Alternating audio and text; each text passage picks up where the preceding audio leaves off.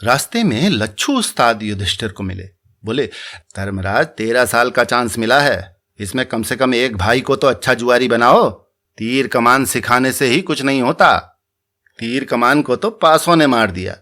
5 पांडवों में कम से कम एक को तो जुआ खेलने में एक्सपर्ट होना चाहिए। बोलो, अपने अड्डे के घसीटे को साथ कर दूं, वो सिखा देगा। पर धर्मराज ने ये बात भी नहीं मानी और वन को चले गए। नमस्कार दोस्तों, एक बार फिर से आपका स्वागत है द सीरियस कॉमेडी शो में। जैसा कि आपको मालूम ही है, मैं यहाँ पर व्यंगों का प्रस्तुतिकरण करता हूँ और आज इसी क्रम में मैं हरिशंकर परसाई जी का एक व्यंग, इतिहास का सबसे बड़ा जुआ को प्रस्तुत कर रहा हूँ। दोस्तों, अगर आपको मेरा व्यंग वाचन पसंद आ रहा है तो कृपया लाइक और कमेंट करके मुझे सूचित करें। और मैं तो कहूँगा, अगर पसंद नहीं भी आ रहा है तो कृपया मुझे बताएं कि आपको क्या पसंद नहीं आया, ताकि मैं सुधार कर सकूं और आपके सामने और भी अच्छे अच्छे व्यंग लेकर आ सकूं। तो प्रस्तुत है हरिशंकर परसाई जी का व्यंग, इतिहास का सबसे बड़ा जुआ। इधर पंचम गुरु का मशहूर जुए का अड्डा चलता है। पुलिस, ऊंचे अफसरान और धनी मानी लोगों के नैतिक सहयोग से यह अड्डा फल फूल रहा है, यानी फूलने के झंझट में न पड़कर एकदम फल जाता है। हर जुए के अड्डे में छोकरे होते हैं जो पान, बीड़ी, दारू आदि का इंतजाम करते हैं और जुआरियों की सेवा करते हैं। पंचम गुरु के अड्डे में एक तेज छोकरा है, उसे पूर्व स्मृति है। वो कहता है कि द्वापर में भी वो छोकरा ही था और लच्छू उस्ताद के जुए के अड्डे में काम करता था। जब दुर्योधन ने युधिष्ठिर के साथ जुआ खेला था, तब उन्होंने लच्छू उस्ताद से एक अच्छा छोकरा देने के लिए कहा था। लच्छू उस्ताद ने इसी छोकरे को भेज दिया था। वो कहता है उसने इतिहास का वो सबसे बड़ा जुआ देखा था। तो आगे की कहानी उसी के शब्दों में। साहब, बड़े बड़े जुए के फड़ देखे, बड़े बड़े जुआरी देखे, पर वैसा जुआ नहीं देखा। लच्छू उस्ताद ने कहा था, छोकरे, राजा लोगों का जुआ है, बड़े बड़े वीर वहां होंगे। अच्छी चाकरी करेगा तो ऊंचा टिप मिलेगा, गलती करेगा तो सिर खो देगा, जरा संभल के। तो साहब, मैं तो डरते डरते वहां गया। मैंने पूछा, ए छोकरे, ये जुआ हुआ ही क्यों? तू तो वहां था, तू तो जानता होगा। छोकरा बोला, जिसको पावर पॉलिटिक्स बोलते हैं ना साहब, वही था ये। सब जुआ खेलते हैं पॉलिटिक्स में। नेपोलियन ने खेला था, हिटलर ने खेला था, याहिया खान ने भी खेल कर देख लिया। हिंद चीन में अमेरिका इतने सालों से जुआ खेल रहा है। 1962 में क्यूबा में रूस और अमेरिका जुआ खेलने ही वाले थे कि संभल गए, वरना न पांडव रहते न कौरव। मैंने कहा, पर ये कौरव पांडव तो एक ही कुल के थे, भाई ही थे, फिर ऐसा पावर पॉलिटिक्स क्यों चला? छोकरे ने कहा, रूस और चीन क्या एक ही कुल के नहीं है साहब? फिर भी पावर पॉलिटिक्स का जुआ चल रहा है। अमेरिका और पश्चिम जर्मनी भी तो एक ही कुल के हैं, पर उनमें भी डॉलर और मार्क का जुआ चल रहा है। भाई भाई में जुआ होता है साहब। एक मजे की बात बताऊं, शकुनी और दुर्योधन के सिवा सब जुए के खिलाफ थे। धृतराष्ट्र जुए को बुरा समझते थे, भीष्म जुए को नाश का कारण मानते थे, विदुर ने तो सबसे ज्यादा विरोध किया। पर जानते हैं साहब, युधिष्ठिर को जुआ खेलने के लिए बुलाने के लिए कौन गया? वही महात्मा विदुर। और युधिष्ठिर ने भी कहा कि जुआ बहुत खराब चीज है, पर फिर भी खेलने चले गए। कहने लगे, जब बुलाया है तो जरूर चलकर खेलूंगा। साहब, सब जुए के खिलाफ, पर जुआ खेल रहे हैं। मैंने पूछा, छोकरे, तू तो बड़ा होशियार मालूम होता है, ये तो बता कि ऐसा हुआ क्यों? छोकरे ने कहा, साहब, जब कुल का सयाना अंधा होता है तब थोड़े थोड़े अंधे सब हो जाते हैं। फिर जिसे बुरी बात समझते हैं उसी को करते हैं। अभी देख लो ना, दुनिया में सब लड़ाई को बुरा बोलते हैं, सब शांति की इच्छा रखते हैं, पर सब हथियार बनाते जा रहे हैं। ये युधिष्ठिर जो थे ना, धर्मराज थे, बड़े भले आदमी थे। अच्छा बुरा, पाप पुण्य सब समझते थे, दूसरों को सिखाते थे, पर उन्हें जुआ खेलने का शौक था। बड़े आदमी में एक न एक खराबी होती ही है साहब। हमारे लच्छू उस्ताद ने उनसे कहा था, महाराज, जुआ खेलने का ही शौक है तो हमारे अड्डे पर आ जाया करो। अरे हारोगे भी तो कितना हारोगे? 1000, 5000, 10,000 सिक्के वेश बदल कर आ जाया करो, कोई जानेगा नहीं। और महाराज पासा नहीं 3 पत्ती खेलो, आपको पासा फेंकना ही नहीं आता है। किसी दिन पासे के जुए में आप भाइयों की कमाई प्रॉपर्टी उड़ा दोगे। पर वे माने ही नहीं। आखिर वही हुआ जो हमारे लच्छू उस्ताद ने कहा था। कौरव बैठे हैं, पांडवों का इंतजार कर रहे हैं। धृतराष्ट्र भी उत्सुक हैं, दिखता नहीं तो पूछते हैं, आ गए? कोने में विदुर खिन्न बैठे हैं, भीष्म बेचैन है, दुर्योधन और शकुनी उत्तेजित हैं, कर्ण शांत और संतुष्ट बैठे हैं। उधर का हाल यह है कि पांडव जानते हैं कि हारेंगे, फिर भी खेलने को चले आ रहे हैं।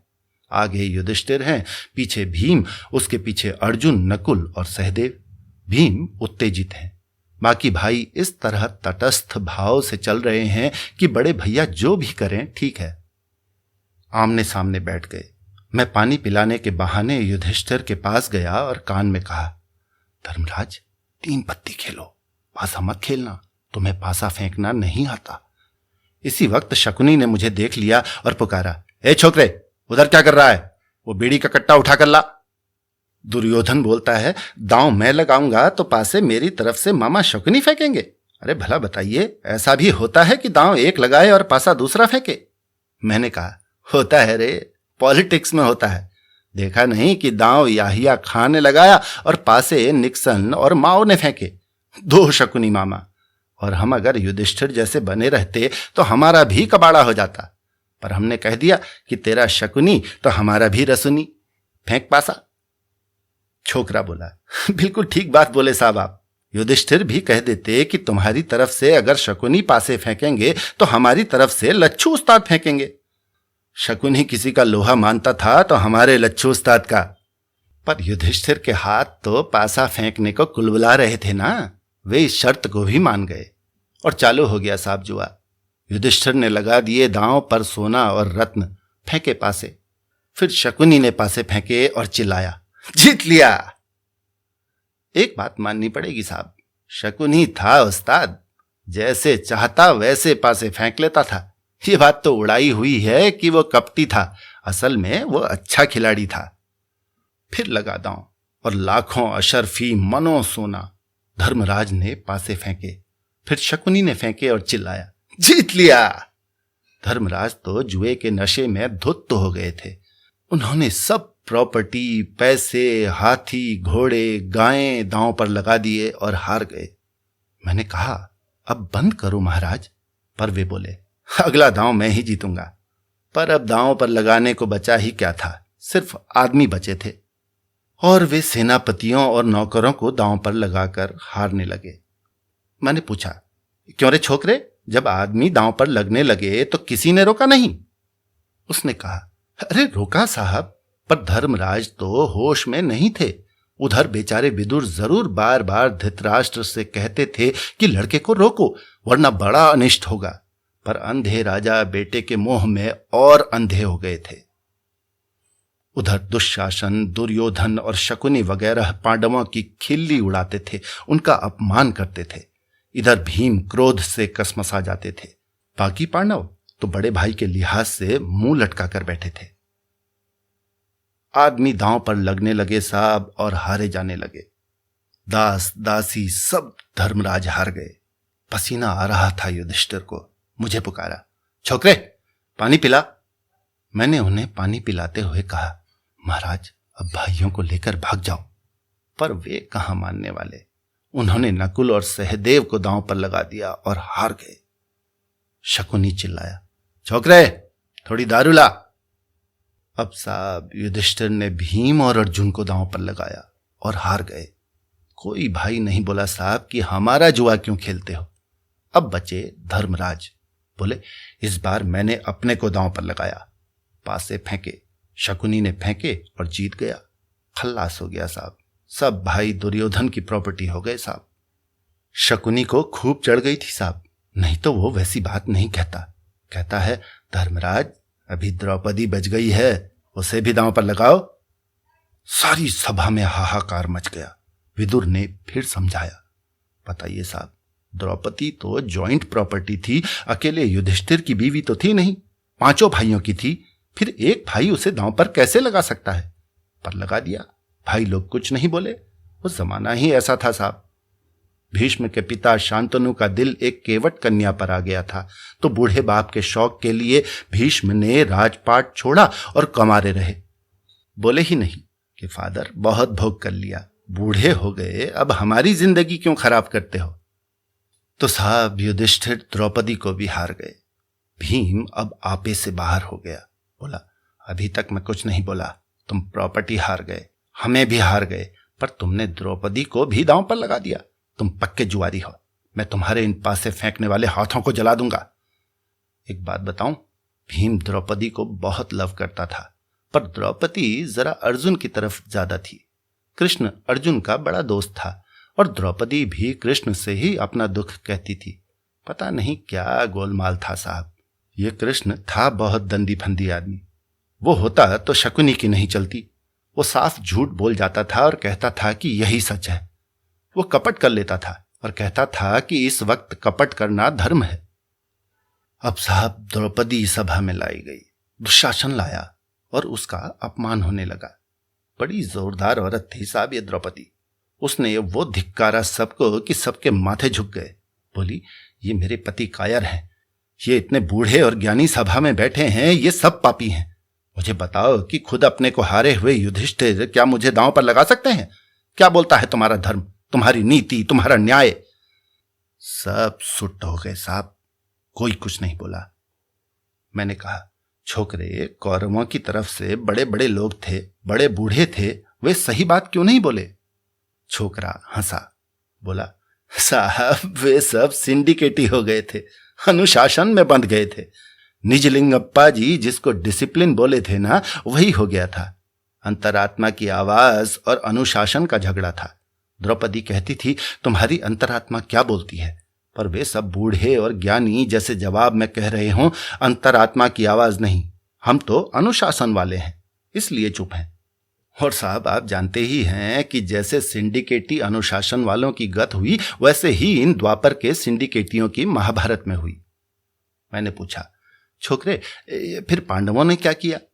वो बोला, फिर पांडवों ने कुछ नहीं, द्रौपदी ने ही किया। उसने धृतराष्ट्र को खुश करके अपने पतियों और प्रॉपर्टी को वापस ले लिया। ये दूसरा जुआ था साहब। द्रौपदी ने वो पासे फेंके क्रोध, धिक्कार और विलाप के कि वो जीत गई। अब पांडव वापस घर को चले। इधर दुर्योधन घबराया कि अब ये बदला लेंगे। उसने शकुनी से सलाह की। वो दौड़कर युधिष्ठिर के पास गया और कहा, एक बार और खेल लें? और साहब धर्मराज जानते हुए भी कि फिर हारेंगे, खेलने के लिए लौट आए। बड़े बड़म थे ये धर्मराज।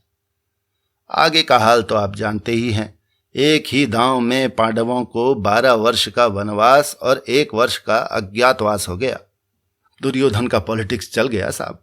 13 साल तक राजनीतिक विरोधी को बियाबान में रखकर उसने अपनी पोजीशन मजबूत करने की ठान ली थी। लड़का चुप हो गया, उदास हो गया, कहने लगा, ऐसा जुआ कभी नहीं देखा साहब। मुझे तो रोना आ गया साहब, जब पांडव वनवासियों का वेश धारण करके चल दिए। भीम लाल पीले हो रहे थे, पर विवश थे, और बेचारी द्रौपदी बिलखती हुई पीछे चल रही थी। रास्ते में लच्छू उस्ताद युधिष्ठिर को मिले। बोले, धर्मराज 13 साल का चांस मिला है, इसमें कम से कम एक भाई को तो अच्छा जुआरी बनाओ। तीर कमान सिखाने से ही कुछ नहीं होता। तीर कमान को तो पासों ने मार दिया। 5 पांडवों में कम से कम एक को तो जुआ खेलने में एक्सपर्ट होना चाहिए। बोलो, अपने अड्डे के घसीटे को साथ कर दूं, वो सिखा देगा। पर धर्मराज ने ये बात भी नहीं मानी और वन को चले गए। तो ये था मित्रों हरिशंकर परसाई का व्यंग, इतिहास का सबसे बड़ा जुआ। आपको कैसा लगा जरूर बताएं। द सीरियस कॉमेडी शो पर आपके आगमन का बहुत बहुत शुक्रिया।